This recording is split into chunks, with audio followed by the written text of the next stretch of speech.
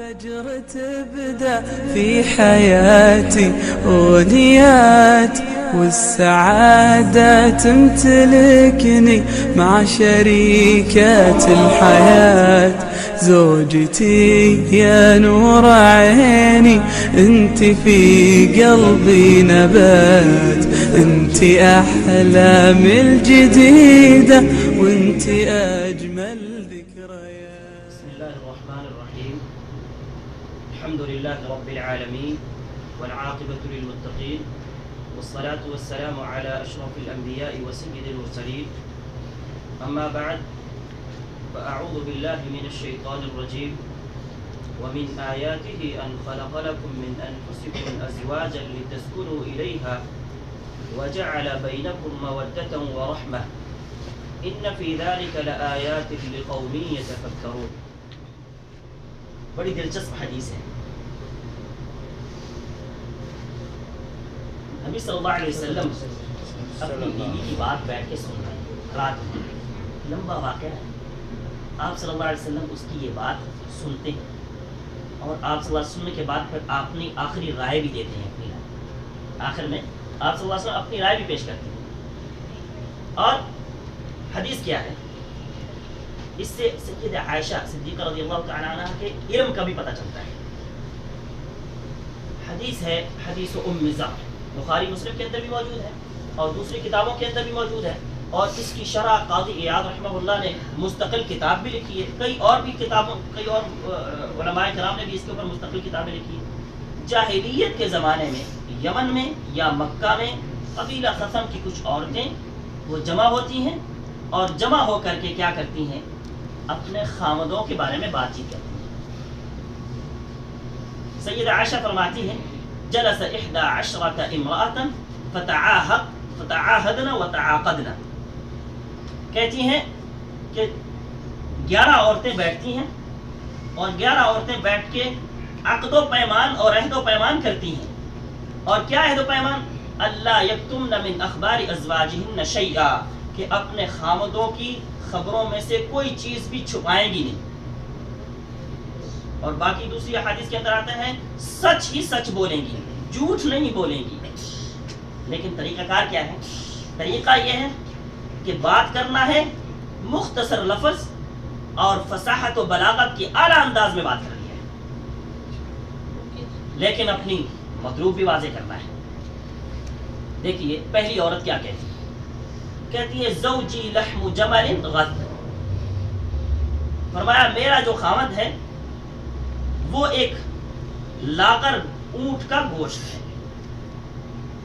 علی رأس جبل وعر، اور جو پڑا ہوا ہے ایک بہت اونچے اور جہاں تک پہنچنا مشکل ہے اس اونچے پہاڑ کے چوٹی پر پڑا ہوا ہے. لا سہل فیرتقى، آسان نہیں ہے کہ اس تک، لا سہل آسان نہیں ہے کہ فیرتقى اس تک چڑھ کر جایا جائے. ولا سمین فینتقل، کوئی اتنا موٹا اور تازہ بھی نہیں ہے کہ ہم اس تک منتقل ہو جائیں. اور اس کے اندر اس نے کیا کیا ہے؟ اپنے خامد کی مذمت بیان کی ہے کہ وہ خامد بخیل ہے کہ اس تک پہنچنا نہیں جا سکتا، بے فائدہ ہے کہ ایسا گوشت لینا بھی، لاغر اونٹ کا گوشت لینا ایک بے فائدہ خامد ہے، یعنی مجھے کوئی فائدہ نہیں دیتا ہے، بد اخلاق ہے، سخت ہے کہ اس تک پہنچنا نہیں جا سکتا ہے. یہ اس نے اپنے خامد کے بارے میں ایک رائے دی ہے.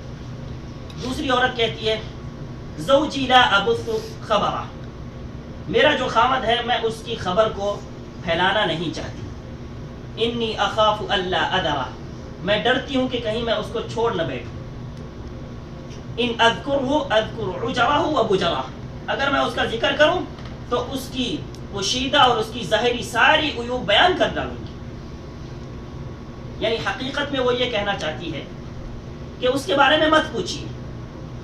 حافظ ابن قیم رحمہ اللہ کہتے ہیں کہ جب کسی کی برائی بیان کرنی ہے نا، اگر کوئی یہ شخص کہہ دینا کہ اس کے بارے میں مت پوچھیے، تو کہا کہ یہ سب سے زیادہ برائی ہے، سب سے بڑی برائی بیان کر دی. تو یہ عورت جو ہے اپنے خامد کے بارے میں یوں بیان کرتی. پھر تیسرے نمبر پہ عورت جو ہے وہ کیا کہتی ہے؟ کہتی زوجی العشنق، میرا جو خامد ہے وہ لمبا تڑنگا ہے، یعنی ایسا لمبا ہے کہ جس کا کوئی فائدہ نہیں ہے. ان انطق اطلق، اگر میں بات کروں تو طلاق ہو جائے گی. وَإِنْ أَسْكُتْ أُعَلَّقْ، اگر چپ رہوں تو ایسے ہی لٹکی رہوں گی. یعنی وہ میری کوئی پرواہ نہیں کرتا ہے، وہ لاپرواہ خامد ہے. ہمیں یہاں سے سبق جو سیکھنا ہے وہ یہ ہے کہ جو بیماریاں اس کے اندر موجود ہیں ہمیں نہیں کرنی، اور جو اس کے اندر جہاں پہ آگے صفات بھی بیان ہوگی، جو صفات ہیں وہ صفات ہمیں حاصل کرنی ہے کہ ہم بھی وہ صفات اپنائیں اپنے اندر. تو کہتے ہیں کہ لاپرواہ قسم کا خامد ہے کہ جس سے مجھے کوئی فائدہ نہیں ہوتا ہے، اور اگر طلاق بھی نہیں لے سکتی ہوں اور پھر اس طرح سے کمواری بھی نہیں ہوں کہ دوبارہ دوسری جگہ پہ جا کے شادی کر لوں، بلکہ میں تو لٹکی ہوں. آگے چوتھے نمبر پہ وہ کہتی ہے زوجی کلیل تہامہ، میرا خامد جو ہے وہ تہامہ، جو میں نے آپ کو علاقہ بتایا ہے، فرمایا تہامہ کی رات کی طرح ہے. لا حر ولا قر، جس کے اندر نہ کوئی گرمی ہے نہ کوئی سردی ہے. ولا مخافت ولا سآمہ، نہ کوئی خوف ہے اور نہ کوئی ملل ہے، نہ کوئی اکتاہٹ ہے. یعنی وہ اپنے خامد کی طبیعت کو بیان کر رہی ہے، اس کے اچھے اخلاق کو بیان کر رہی ہے، اس کی طبیعت معتدل جو ہے اس کو بیان کر رہی ہے، اس کی نرمی کو بیان کر رہی ہے، اس کی حلم و بردباری کو بیان کر رہی ہے، اس کے اخلاق کو بیان کر رہی ہے کہ اس کا اخلاق اتنا اچھا ہے. اور پھر 5ویں نمبر پہ وہ کیا کہتی ہے؟ کہتے زوجی ان دخل فہد، میرا خامد جو ہے اگر وہ گھر کے اندر داخل ہوگا تو گویا کہ وہ چیتا ہے. وَإِنْ خَرَجَ أَسِدْ، اور اگر گھر سے نکلے گا باہر لوگوں کے درمیان میں ایسے گویا کہ وہ شیر ہے. وَلَا يَسْأَلْ عَمَّا عَهِدْ، اور جو کچھ چھوڑ کے جاتا ہے دیتا ہے، جو گھر کے اندر چیزیں ہیں ان کے بارے میں سوال نہیں کرتا ہے. جو گھر کے اندر چیز لے آیا آگے پیچھے ہوگی کوئی مسئلہ نہیں، وہ سوال نہیں کر رہا ہے، یعنی معاف کر دیتا ہے. اور اس کا ایک مقام ہے، مرتبہ ہے گھر کے اندر اور باہر، گھر کے باہر بھی. وہ یہ نہیں ہے کہ باہر تو بلی ہے اور گھر میں شیر ہے. ہمارے اکثر بھائی ہم ایسے ہی ہیں، حقیقت یہ ہے.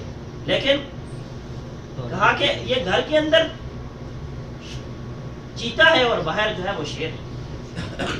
اور اس کے بعد 6 نمبر پہ کہا زوجی ان اکل لف، میرا خامد ایسا ہے اگر کھائے گا سب کچھ چٹ کر جائے گا، کچھ نہیں چھوڑے گا. وَإِن شَرِبَ اشتف، اور اگر پیے گا تو ایک بوند بھی نہیں چھوڑے گا.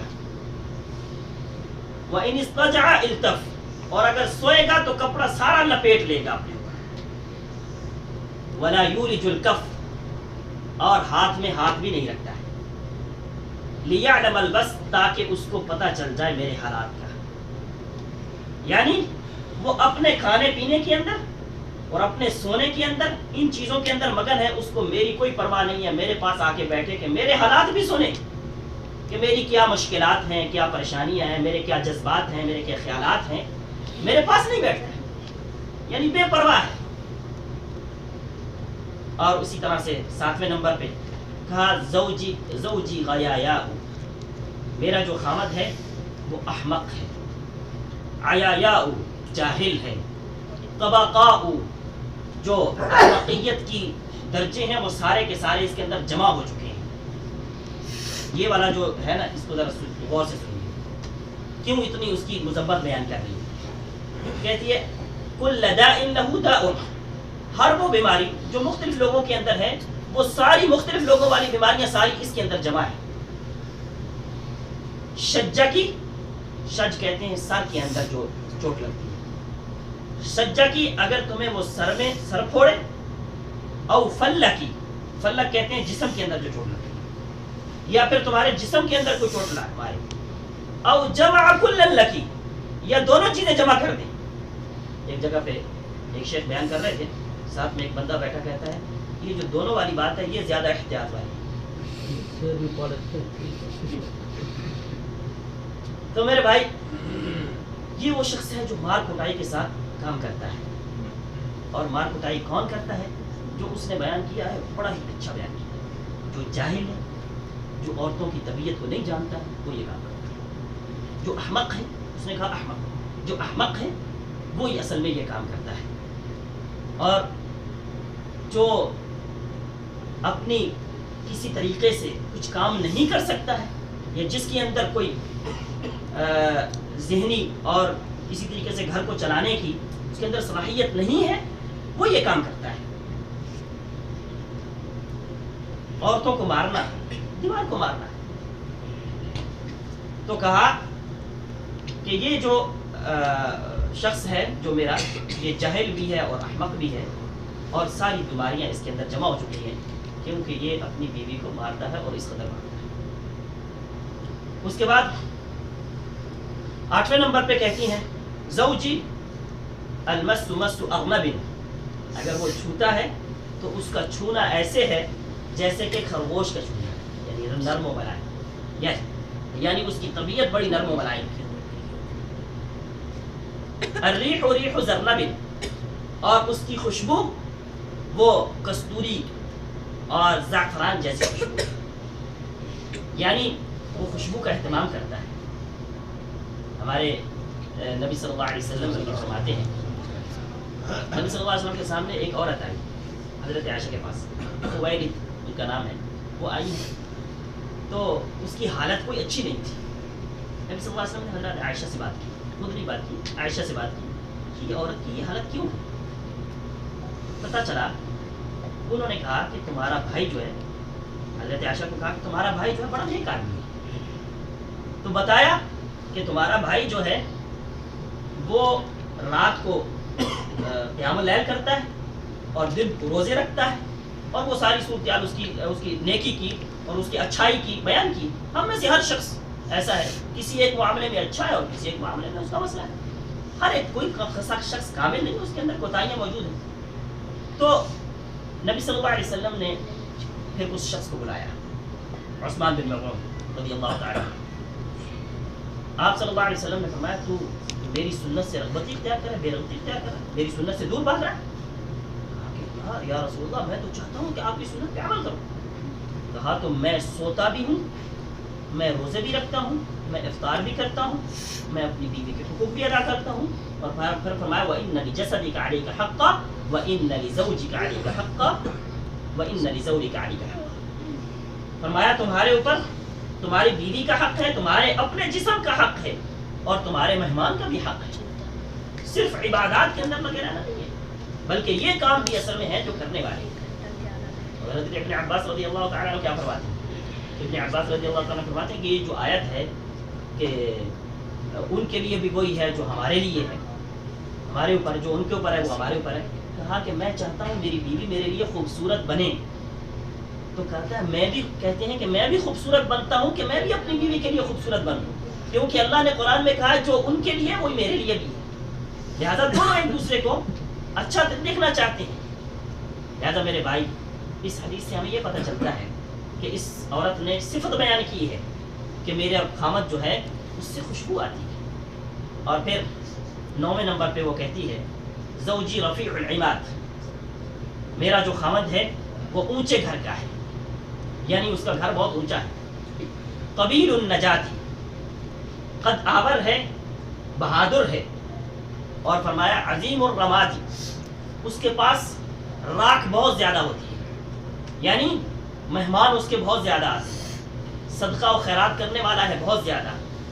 قریب البیت من النادی، اس کا گھر جو ہے لوگوں کے قریب ہے، مجلس کے قریب ہے، یعنی وہ خیرات بانٹنے والا ہے، وہ سخاوت والا ہے، حسن اخلاق والا ہے، اچھے طریقے سے میرے ساتھ رہنے والا ہے۔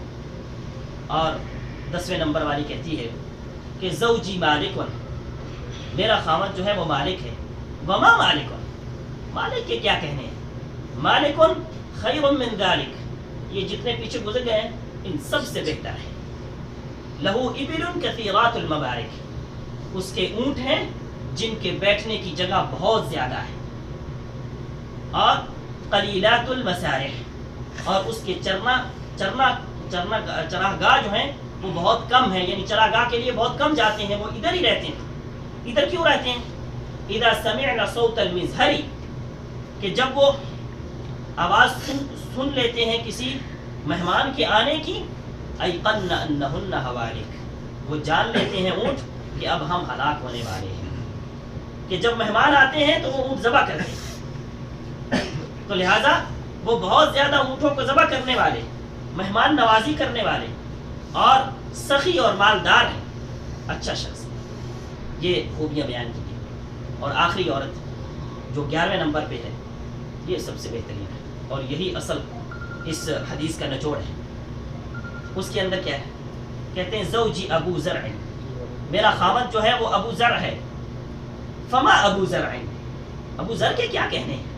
اناس من حلی اذنیہ، اس نے میرے کانوں کو زیورات سے بھر دیا ہے۔ وملأ من شحم عضدیہ، اور اس نے میرے بازوؤں کو چربی سے بھر دیا ہے، یعنی مجھے اچھا کھلایا پلایا ہے۔ وبجحنی فبجحت الی نفسی، اس نے مجھے عزت اور مقام دیا ہے، حتیٰ کہ میں اپنے آپ میں محسوس کرنے لگی ہوں اپنا مقام، اس نے مجھے مقام دیا ہے۔ اور آگے کیا؟ وجدنی فی اہل غنیمۃ بشق، اس نے مجھے ایک ایسے گھر میں پایا جو بکریوں والا تھا۔ فجعلنی من اہل صہیل وعتید، اور اس نے مجھے گھوڑوں والے، اونٹوں والے، ودائس ومنقن، اور کھیتی باڑی والے، ان گھروں کے اندر لا کر کے۔ اور کیا کہتی ہے؟ فَعِنْدَهُ أَقُولُ فَلَا أُقَبَّحْ، میں اس کے پاس کوئی بات کرتی ہوں تو میری قباحت نہیں کی جاتی ہے، میری مذمت نہیں کی جاتی ہے، یعنی میری عزت کی جاتی ہے اگر کوئی بات کر دیتی۔ جیسے کہ میں نے آپ کے سامنے پہلے ذکر کیا، سیدہ عائشہ کوئی بھی نبی صلی اللہ علیہ وسلم کی خاتون تھی کہ جنہوں نے پیالہ توڑ دیا، نبی صلی اللہ علیہ وسلم نے برا نہیں کہا، اچھا کہا، تمہاری ماں، اس کو غیرت آئی۔ تو لہذا کہتی ہیں کہ میں جب کوئی بات کرتی ہوں تو میری قباحت یا میری مذمت نہیں کی جاتی ہے۔ وَأَرْقُدُ فَأَتَصَبَّحْ، سوتی ہوں تو کوئی اٹھانے والا نہیں ہے، صبح آپ خود ہی اٹھتی ہوں، کوئی آ کے یہ نہیں کہتا اٹھو جلدی یہ کرنا ہے وہ کرنا ہے۔ وَأَشْرَبُ فَأَتَقَنَّحْ، اور جب پیتی ہوں تو خوب سیر ہو کے پیتی ہوں، کوئی یہ نہیں کہتا کہ یہ دودھ ختم ہو جائے گا، یہ دودھ زیادہ ہے، ادھر جوس ابھی ختم ہو جائے گا، ابھی مہمان آنے ہیں، فلاں ہونا ہے، یہ ہونا ہے، کوئی ایسی مجھے بات نہیں کی جاتی ہے، سب خاموش رہتے ہیں۔ اس کے بعد کیا کہتی ہیں؟ ام ابی زرع، اپنی ساس کا بھی تذکرہ کرتی ہیں، اپنی ساس کا بھی تذکرہ کرتی ہیں، کہتے ہیں ابو ذر کی جو ماں ہے، فما ام ابی زرع، ام ذر کی ماں کا بھی کیا کہنے ہیں؟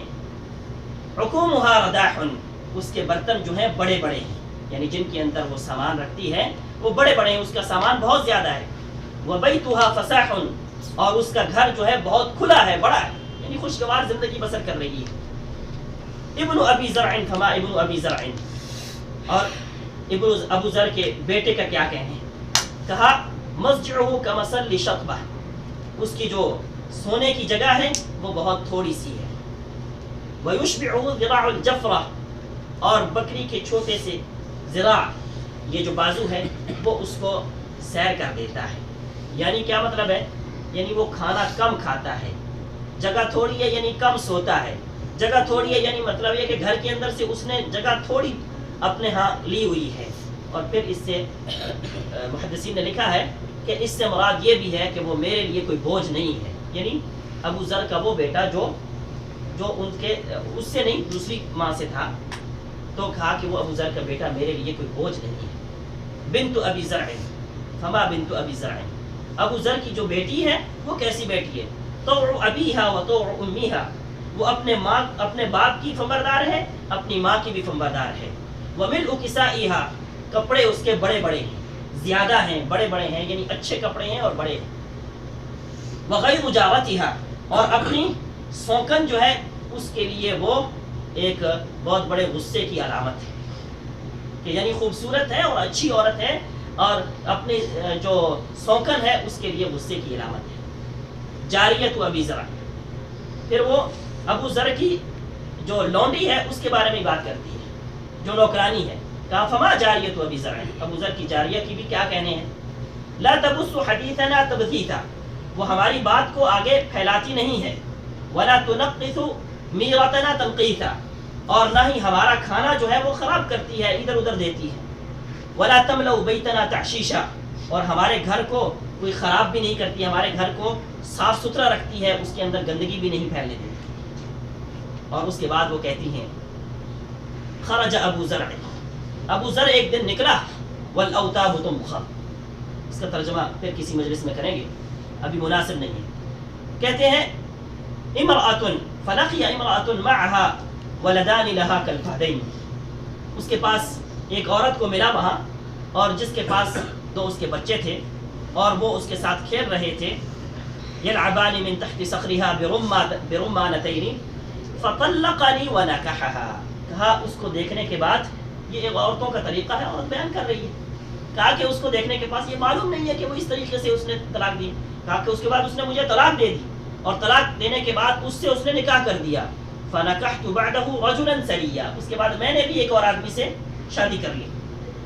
کون سا آدمی ہے؟ رجلا سریا، جو معزز ہے، سردار ہے، بڑا ہے، رکب شریعہ، جو گھڑ سوار ہے، گھوڑے پہ سوار رہتا ہے، وأخذ خطیہ، اور خطی علاقے کا اس نے نیزہ لیا ہوا ہے، وہ اپنے پاس رکھتا ہے، وأراح علی نعما ثریا، اور بہت بڑی بڑی نعمتیں اس نے مجھے دی ہیں، وأعطانی من کل رائحۃ زوجا، اور اس نے ہر ایک مال میں سے جوڑا جوڑا مجھے دیا ہے، یا ہر ایک قسم دی ہے، گھوڑوں میں سے، غلاموں میں سے، گایوں میں سے، بکریوں میں سے، اونٹوں میں سے، اور کھیتی باڑی، مال و متاع، جو کس قسم کا بھی مال ہے اس میں سے اس نے مجھے جوڑا جوڑا دیا ہے، یا اس کا دوسرا معنی علماء کرام نے کیا ہے کہ اس نے ہر قسم کے مجھے مال وہ ہے وہ دیا ہے۔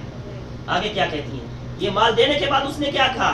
قال، اس نے کہا کلی ام زرع، کھاؤ اے ام زر، ومیری اہلکی، اور اپنے اہل و عیال یعنی اپنے ماں باپ کو ان کو بھی دو، خود بھی کھاؤ اور ان کو بھی دو۔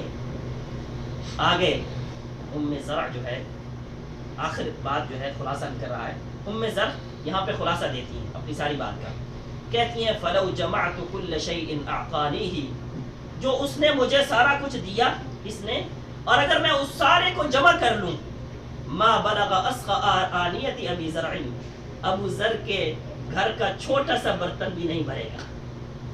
وہ اپنے پہلے خاوند کو نہیں بھولی، اس کے حسن اخلاق سے، یہاں پہ مال بھی ہے، متاع ہے، سب کچھ ہے، لیکن اس کا اخلاق اچھا ہے اتنا کہ یہ اس کو نہیں بھولی ہے، یہ ابھی بھی اس کا تذکرہ کر رہی ہے۔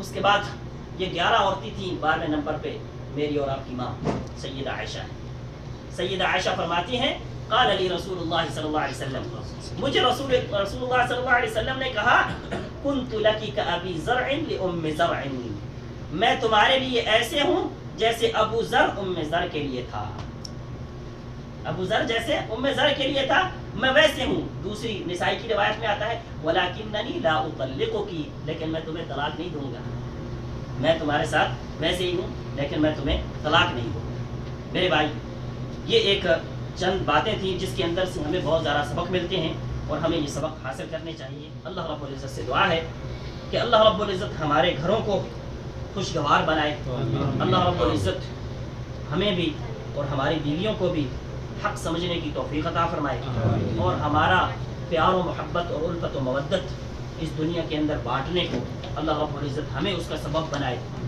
ہر جگہ پہ مجھے اللہ سبب بنائے، ہر شخص یہ دعا کرے کہ اللہ مجھے یہ سبب بنائے کہ میں ہی خوشیاں بانٹنے والا ہوں، میری وجہ سے گھر کے اندر، میری وجہ سے باہر، میری وجہ سے دوستوں کے اندر، میری وجہ سے رشتہ داروں کے اندر خوشیاں پھیلیں۔ اللہ رب العزت ہمیں خوشیاں عطا فرمائے۔ وآخر دعوانا الحمدللہ۔